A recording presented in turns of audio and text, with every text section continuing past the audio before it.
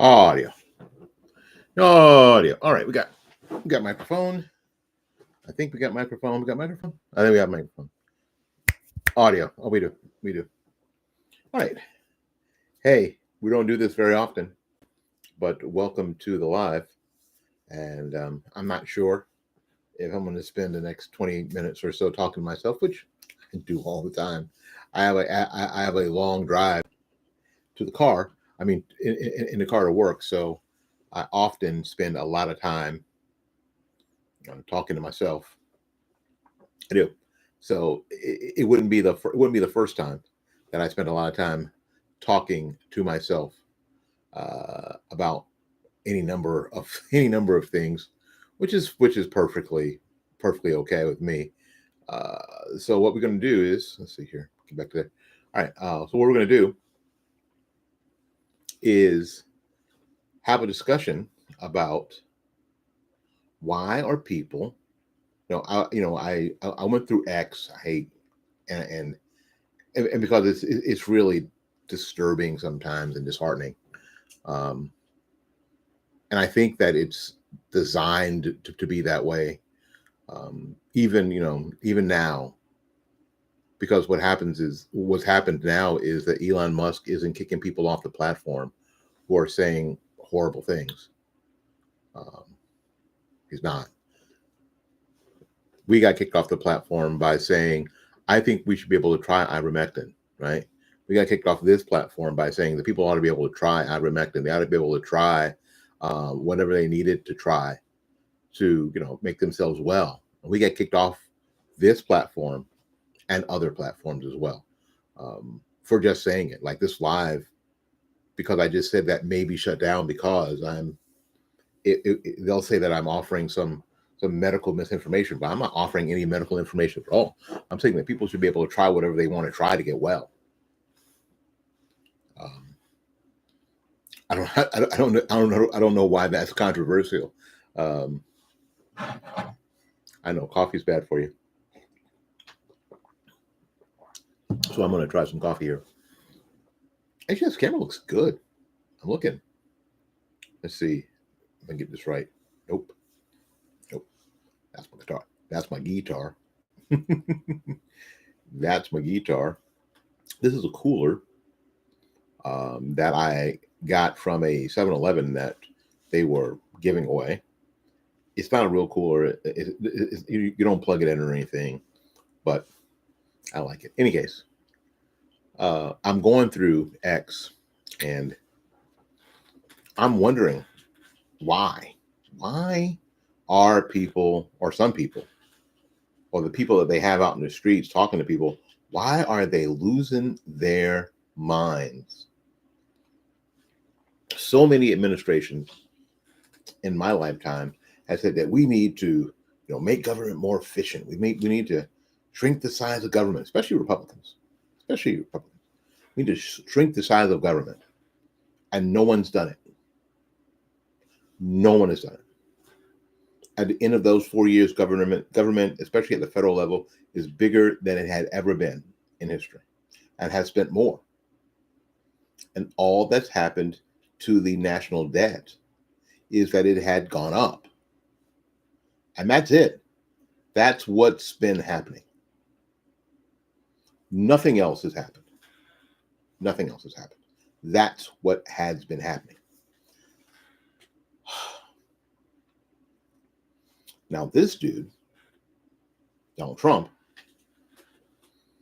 had 4 years. See, this is where I think the left made a tactical error.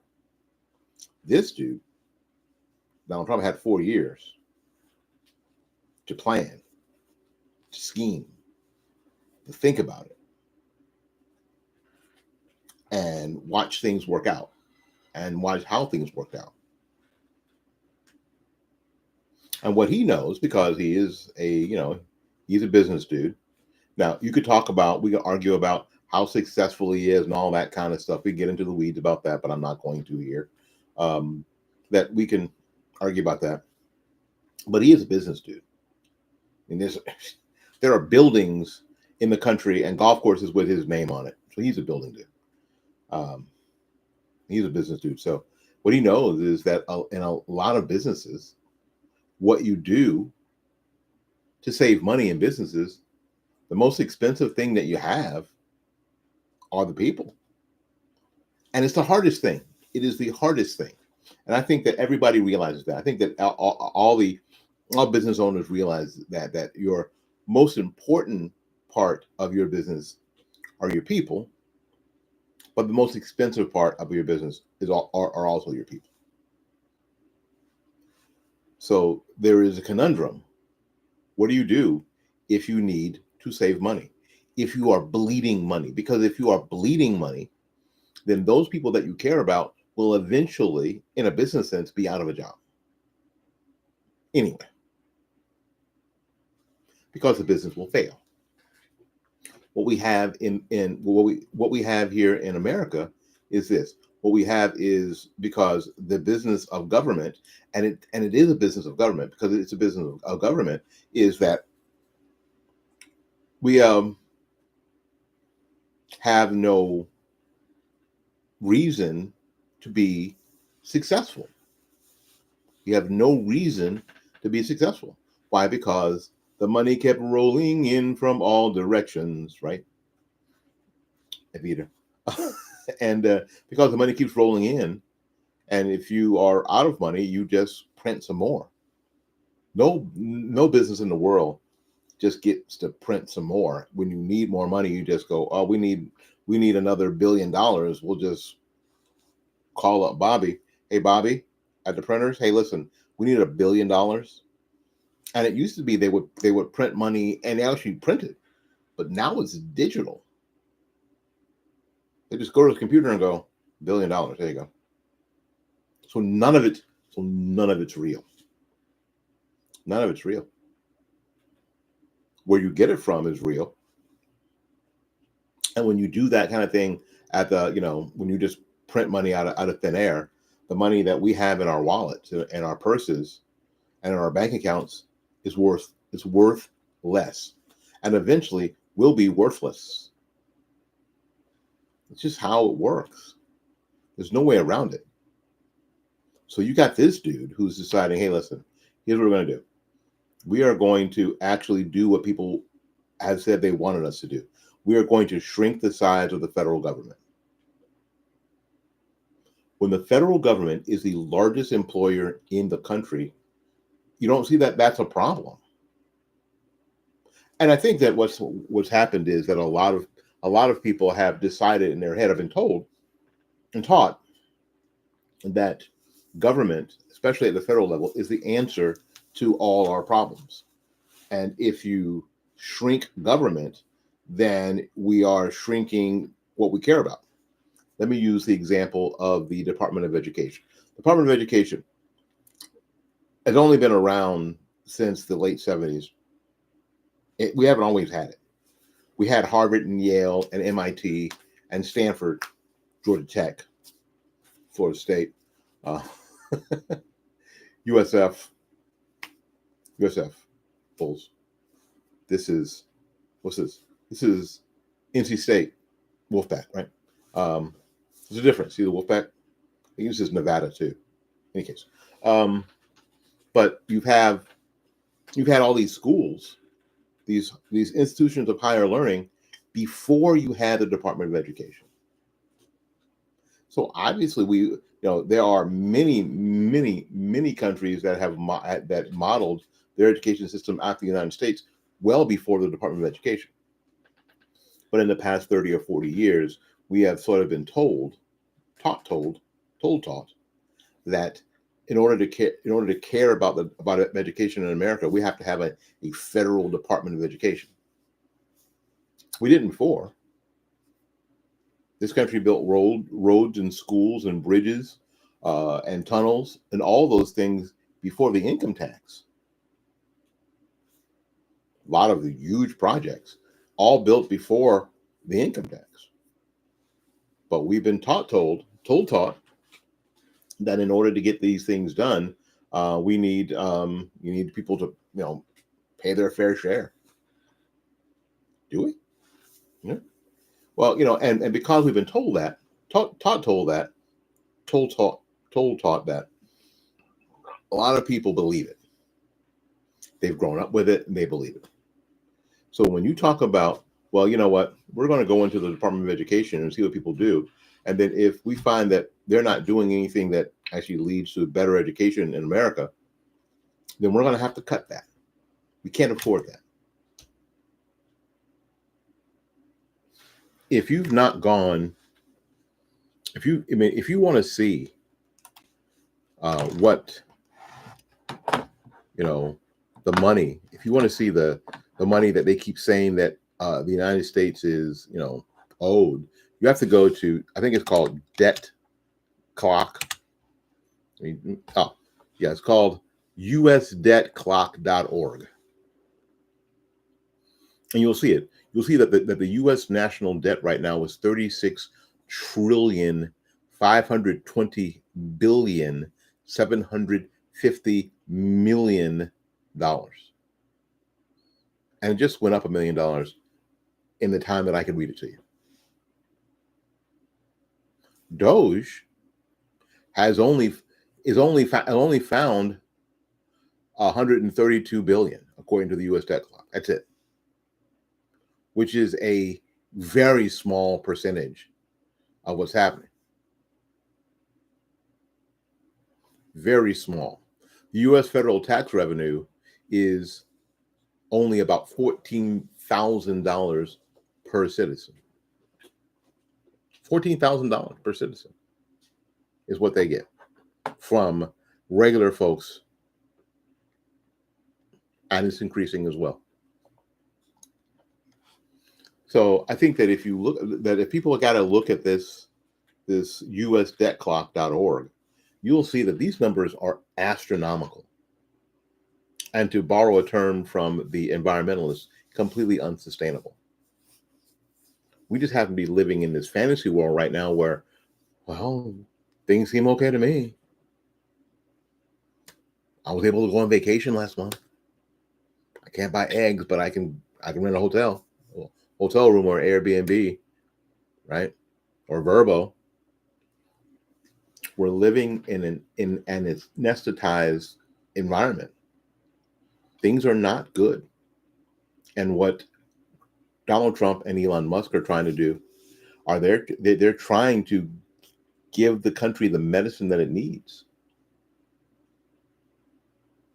I don't know about you, but I remember having to take medicine as a youngster, and you were sick and the medicine tasted awful. And you just didn't want to take the medicine. You just didn't want to take it because it was gross. They make you feel good at the time. And I think our country is there. The medicine is awful. The medicine that we need to improve our status, improve our condition, is bitter and greasy and nasty. But the people who care about you the most will make you take it. And there's no way to make it grape flavored. Can they just make it grape flavored so it's tasty so I can take it so you don't have to suffer? No. This medicine has got to be bitter and greasy and nasty. I'm of the age and the culture where whenever you were sick in our house, castor oil was something you got. It was oil. It was oily, and it was nasty. It was gross, and it make you poop. It make you poop. That sort of go to the bathroom and poop till you sweat kind of thing. Yeah, that's what it will make you do. So the idea is that this medicine that the country needs, that the nation needs, has to be administered by somebody. And the people that have to administer that medicine are not going to be well liked by everybody. As a matter of fact, a lot of people are not going to like them. My wife and I were talking about this, and some of the stuff that's happening, we're not going to feel the positive effects for a while, because right now we're being forced to take that medicine, and it's gross. And then there'll be a period of time where is it working? And then we'll find out that it actually worked. Yeah, I mean, if you've got a cold, sucking on an ice cream bar isn't going to makes you feel better for a second, but isn't going to make you feel. It doesn't make your cold any better. If you've got a cold, you got to take the nasty cough syrup. You have to take the medicine that attacks the virus. And the virus that America has is spending. Not just your spending or my spending, but government spending. Government spending is a problem. It is. And like I said before, a lot of government spending right now is on people. The U.S. government, the U.S. federal government is bloated with people. Lots of people. Way too many people. So when Chuck Schumer says we need to, get these programs in and and discuss every single one of them, and so what Chuck Schumer is trying to do is what government normally does. We're trying to say that we're looking at these programs and going in and making these micro cuts. What they're doing is adding a little sugar to a placebo to try to fool people into believing that they've been given medicine when they've not been given anything. I think what DOGE and I think that what Donald Trump is doing is giving us castor oil. That's going to that right now is going to make us poop until sweat beads come down our forehead. It's going to be uncomfortable. It's going to be very uncomfortable. Very uncomfortable. Until it's better. I think that that's the way to do it. I think that that's really that's what we've come to. And if you're if you're the kind of person who's looking for someone to blame, you go to Disney to the Hall of Presidents. Go to Disney to the Hall of Presidents. And every president and administration past Abraham Lincoln, blame them. Just keep blaming them. Until you get to FDR, and blame him a lot. Woodrow Wilson before that, blame him a lot. Yes. Because if you see it, the graph just goes up exponentially. Now I'm talking about Democrat, Republican, Whig party, all of them. There were no Whig parties after Lincoln, were they? No. Democrat, Republican, blame them all. All of them. All those administrations. And now you got this dude, Trump, who's seen this and has decided that, wait, this isn't sustainable. Something that, frankly, we all knew. We all know that none of this is sustainable. None of it is sustainable, right? Not a bit of it. So people have been talking about doing something about it for years. You remember the first term? So many, especially Republican presidents, talked about recognizing Jerusalem as the capital of Israel. Everybody said they were going to do that, and you didn't hear, and you never really heard about it until Trump said, we're going to recognize Jerusalem as the capital of Israel. And then people lost their freaking minds. Some people anyway lost their freaking minds. Really? Most of what you're seeing is that my grandmother had this great phrase. The phrase was, we are so free until we're foolish. When we were talking about children who are just running rampant everywhere, they're so free until they're foolish. I think as Americans, we have been so free till we are foolish. That we don't think that anything applies to us. We ought to be able to do anything we want, anytime we want, and have somebody else pay for it. And why? Foolishness. And then when somebody shows up, the nanny shows up and says, children, we now need to be responsible. Nobody likes that. The teacher who shows up and goes, you just sit down and be quiet in a chair. Nobody likes that. The children don't like that. Because as much as they know they need discipline, as much as they know that how discipline will help them, they don't want to be disciplined. They don't want discipline because they want to be able to do whatever the hell they want to be able to do. And then and then these people justify it. We're doing a good thing. Maybe you are, maybe you aren't. But how you're doing it isn't sustainable. Somebody has to come in and decide, we're not doing it that way anymore. That's Trump. Now, all he did was, in the past 4 years, find this super smart dude who built this car company from scratch, and then built this SpaceX thing from scratch. Didn't buy it, built it. Got into contracts and started building rocket ship for NASA and sending people to the space station and putting up satellites for Starlink. Wow. I almost wish I lived in an area that I could really use Starlink, but I don't. I live in the city, and there are cell towers because I think it'd be cool. I applied for the T-Mobile thing for Starlink, but I don't think my phone will do it. I think I got a email from them saying that my phone wouldn't do it. But the idea is that here's what we're talking about, folks. So he found this dude and said, "Hey, you know what?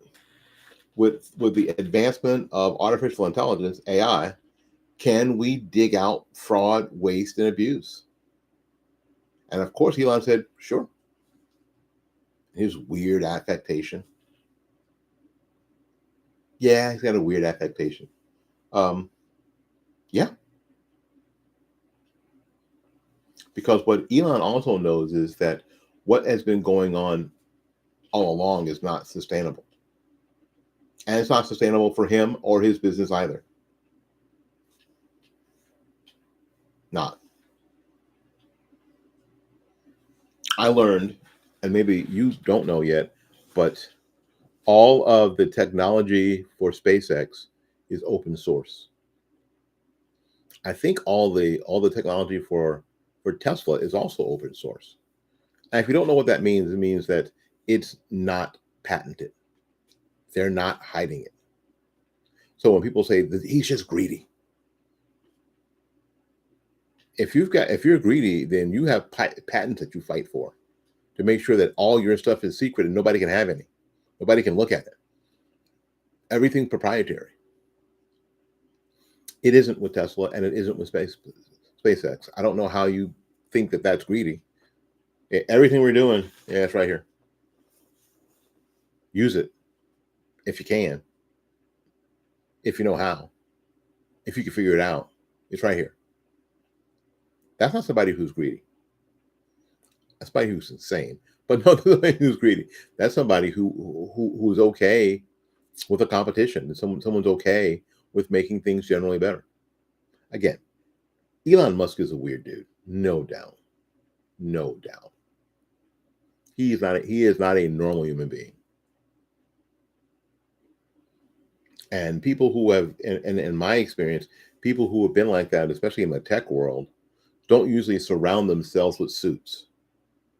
They don't surround themselves with a bunch of people, wearing 3-piece suits and carrying briefcases. They usually surround themselves with renegades, people who want to be like them, who are young. They wear jeans. They have long hair. They don't look like they know much. They look like kids, but they're super smart. Those are the people, and I've been watching that in technology forever. Those are the people who are the game changers. Those are the people who've made things happen in technology, and those are the people that Elon Musk he knows those kids who are hackers. People, I saw somebody on X talk about, he just has these hackers. Yeah.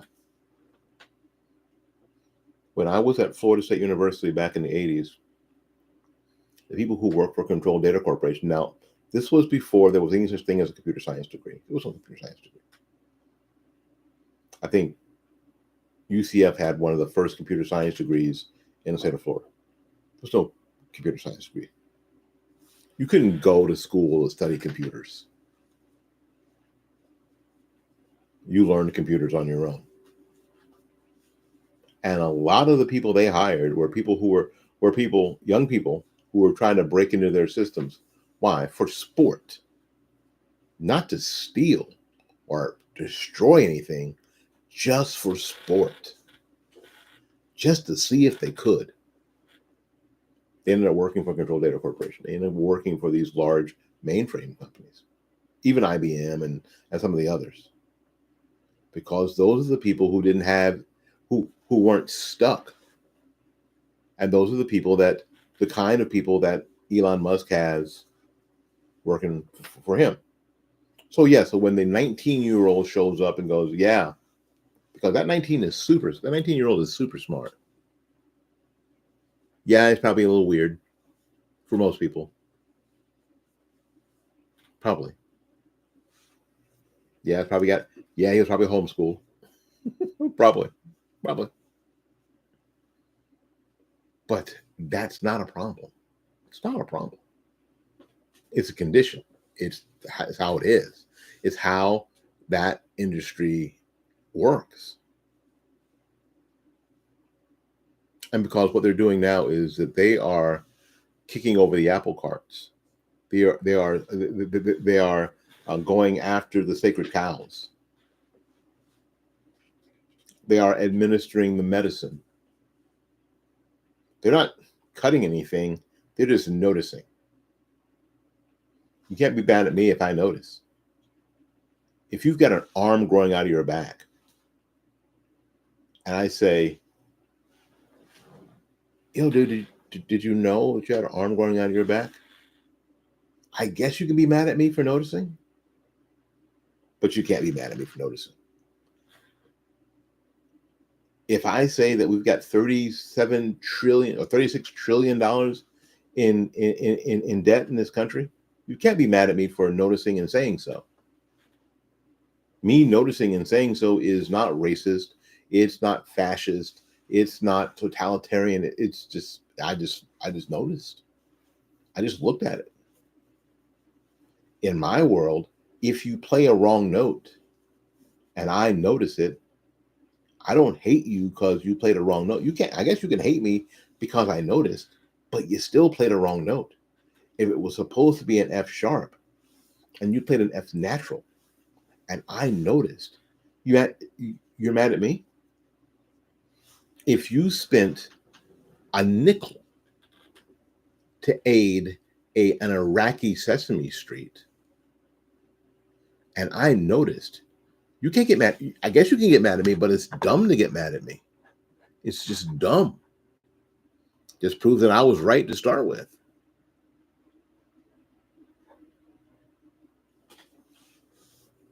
If you spent $200,000 by the Department of Defense on Starbucks espresso machines, and I noticed, you mad at me? If you spent $426,000 for an app to encourage Latino men to exercise, and I noticed and said about it, I don't hate Latino men. Or $28 million for camouflage uniforms that you can actually see that don't work.